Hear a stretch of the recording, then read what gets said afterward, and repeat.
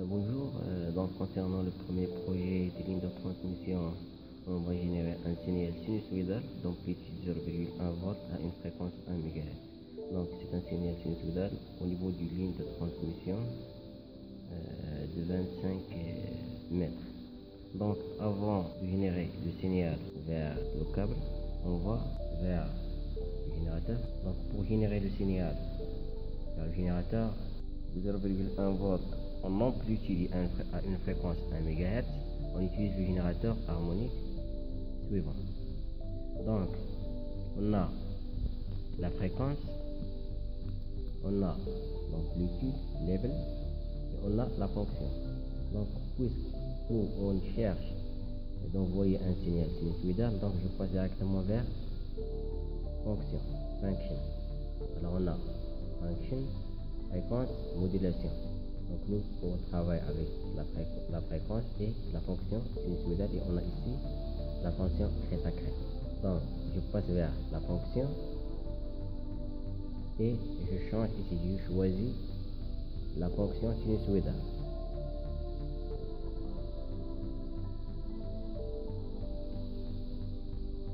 Voilà.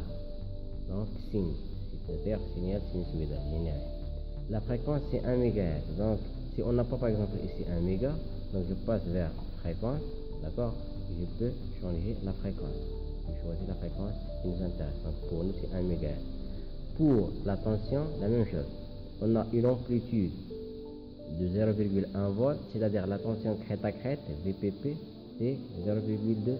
Donc la même chose, je passe vers level pour la tension, et je peux changer la tension. Donc pour nous, on a 0,1.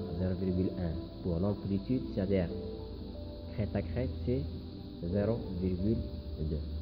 Pour la modulation, on n'a pas utilisé de modulation, donc ici, 9. D'accord?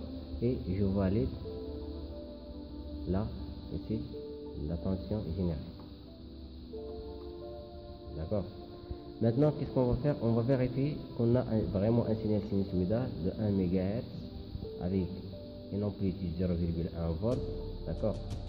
Donc on va utiliser l'oscilloscope. Donc on va relier un câble avec la sortie du générateur 50 ohms.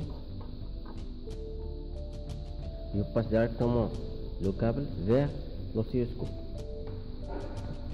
Vous voyez, alors on a un signal, alors on a un oscilloscope numérique. Donc autoscale, donc on a la première chaîne qui fonctionne. D'accord? Là, on a un signal vraiment sinusoïdal. On a un signal sinusoïdal. Donc, ici,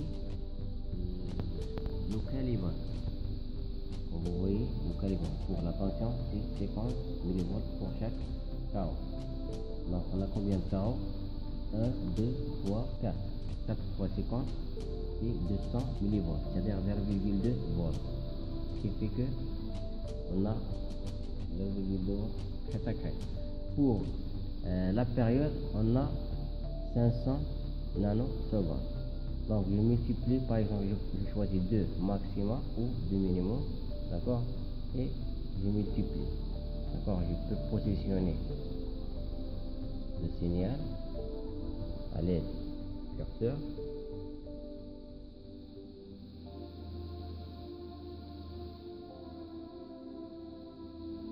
Alors on a presque 2 carreaux.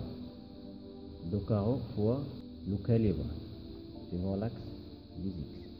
Donc 2 fois 500 nano, ça nous donne 1000 nano. C'est la période. 1 sur 1000 nano, ça nous donne 1 MHz. D'accord? Donc ça c'est pour la vérification du signal qu'on va générer à l'entrée de notre câble coaxial. Donc voilà le câble coaxial qu'on va utiliser. Alors on a une entrée, on a une sortie, ou une entrée et une sortie. Donc je vais relier le câble avec le générateur et je reviens. Donc voilà, maintenant on a relié l'entrée de notre câble coaxial avec l'entrée du générateur. Voilà l'entrée du câble. Et la sortie du câble coaxial avec la deuxième voie de l'oscilloscope. Donc, on a relié l'entrée du générateur avec l'oscilloscope aussi pour visualiser le signal d'entrée et la sortie directement vers l'oscilloscope. Donc, pour relier l'entrée du câble coaxial avec le câble qui passe vers l'oscilloscope, on utilise un T. Un T. Comme ça, donc on relie sur ce port. Donc, vous voyez. Alors, je relie sur ce port l'entrée du câble coaxial. Ici, l'entrée du câble qui va prendre le signal vers l'oscilloscope. Et ce port, il est relié à notre générateur. Donc, je peux visualiser l'entrée, le signal d'entrée à notre câble coaxial à l'aide de l'oscilloscope. Donc, je relie un câble vers l'oscilloscope. Alors, à travers ce port. C'est ça ce qu'on a fait pour ce montage. D'accord? Donc, on a un câble coaxial relié à notre générateur.